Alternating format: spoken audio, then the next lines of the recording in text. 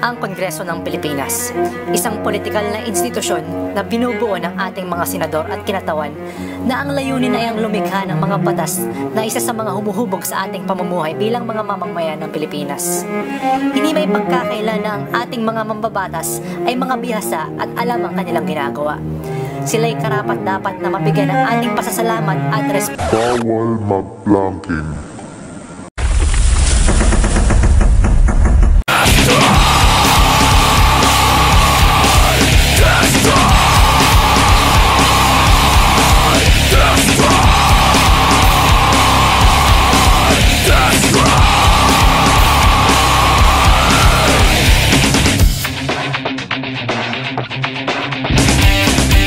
Ipinasa ni Congressman Winnie Castelo ang House Bill 5316 o ang Anti-Planking Act of 2011 matapos mag-planking ang iilang militanteng estudyante bilang kilos protesta. Hindi pa man umaabot sa level ng House Committee ang panukala ay maraming reaksyon na kaagad ang nakuha nito.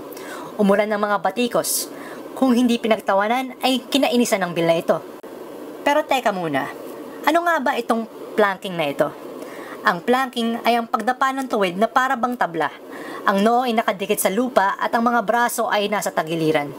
Pagkatapos ay kukuhanan ng litrato para ma-share sa Facebook, Tumblr at kung ano pa mang website kung saan madali itong makikita ng mga tao sa buong mundo. Kung mas kakaiba ang lugar ng pagpa-planking, mas astig. May mga nagsasabing nagsimula ang planking sa England noong 2006 kung saan pinauso ito nila Gary Clarkson at Christian Langdon at tinawag ito na lying down game. Sabi naman ni Tom Green na isang komedyante sa Canada na inimbento daw niya ang planking noong 1994 at mayroon pang ang video na pruweba daw na siya ang tunay na nagsimula nito. Sabi naman ng iba na nagmula pa ang planking sa panahon ng African slave trade kung saan pinagtabi-tabi at pinagpatong-patong ng parabang dalata ang mga alipin nang nakaplanking habang pinapadala sila sa ibang bansa. Kaya nga may mga African American gaya na lang ng rap artist na si Exhibit na nagsasabing racist daw ang planking. Ang planking ay mabilis na kumalat na parabang epidemya at ginagawa na ng iba't ibang tao ng iba't ibang lahi sa buong mundo at tinatrato na ito na parabang isang sining ng iba. Balik kay Winnie Castelo. Anong topak niya at ang laki na lang ng galit niya sa planking? Ginamit kasi ang planking ng mga militanteng nagpaprotesta sa delikado at mapanggulong pamamaraan. Inihalay nila ang kanilang mga katawan sa gitna ng daan kung saan nakaapekto ito sa dapat ay suwabing daloy ng trapiko. Sabi nga ni Winnie Castelo sa isang interview, "The parent in me tells me that is precedent in the case of this massive transport strike where militant street protesters who are students of various schools have to lie down or serve as planks across the road to disrupt what should be normal traffic could be very dangerous in the future. Life and limb are pretty much at risk here, where unbelieving bus drivers or law enforcement authorities might just ram through these warm and living bodies rolled out on the highways." Maganda nga naman pala ang hangarin ni Castelo sa pagsasagawa ng anti-planking bill. Ang problema ay hindi ito napag-isipan ng mabuti. Ano ang ibig ko sabihin?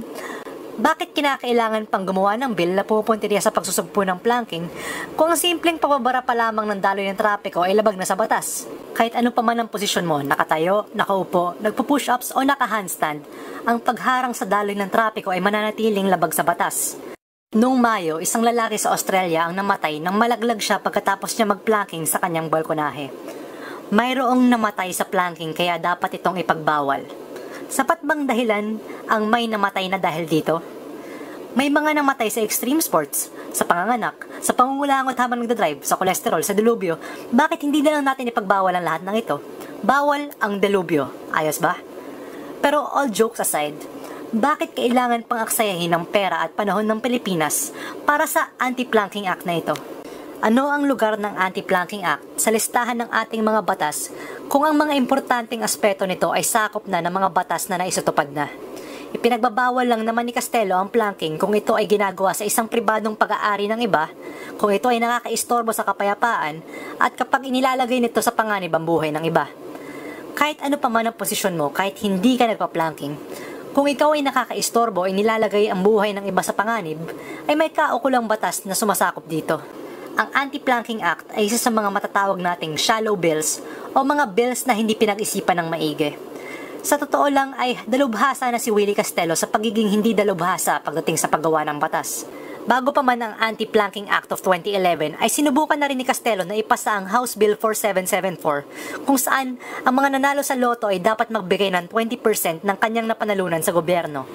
Ang galing, di ba? Pero wag naman nating pagtripan masyado si Castelo dahil hindi lang naman siya ang nag-iisang mambabatas na gumagawa ng mga hindi pinag-iisipang batas. Ang Buhay Party List ay ipinasa ang House Bill 4509 o ang Anti-Dildo Bill na isinasaad na ang mahuling nagmamay-ari ng vibrator o kung ano pang manggamit na ginawa para sa stimulasyon ng iyong nang may intensyon ng pagbenta o produksyon nito ay bibigyan ng kaukulang multa.